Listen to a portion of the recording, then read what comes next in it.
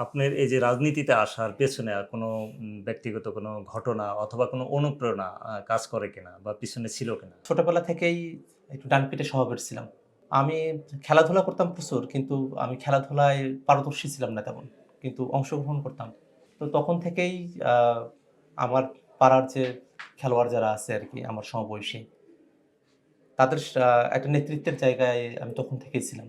১ম দিকে আমার যেটা ইচ্ছা ছিল যে আমি লেখাপড়ার সাথেই আ সম্পৃক্ত থেকে আমি হয়তো আ ওকালতি করব এবং একটা ক্যারিয়ার সেদিকে ডেভেলপ করব। সেটাই ১ম দিকে বিশ্ববিদ্যালয়ে আসার পরে আচ্ছা। আমার লক্ষ্য ছিল।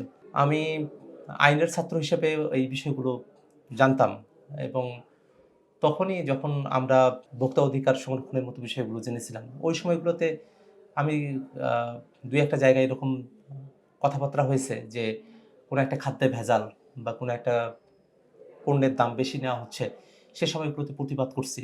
বিষয়গুলো ছোট, কিন্তু এই প্রতিবাদী একটা ব্যাপার, সেটা আমার চরিত্রে অনেক আগে থেকেই এটা ছিল। ছাত্র অবস্থা থেকেই ছিল। কিন্তু এটা যে রাজনীতিতে কনভার্ট হবে, জি। সেরকম ধরনের কোনো আমার সুনির্দিষ্ট পরিকল্পনা ছিল না। আচ্ছা। আমি মূলত অ্যাক্টিভিজম করতাম, ন্যায়ের পক্ষে কথা বলতাম, আন্দোলন সংগ্রাম করতাম। সহজে ভয় পেতাম না।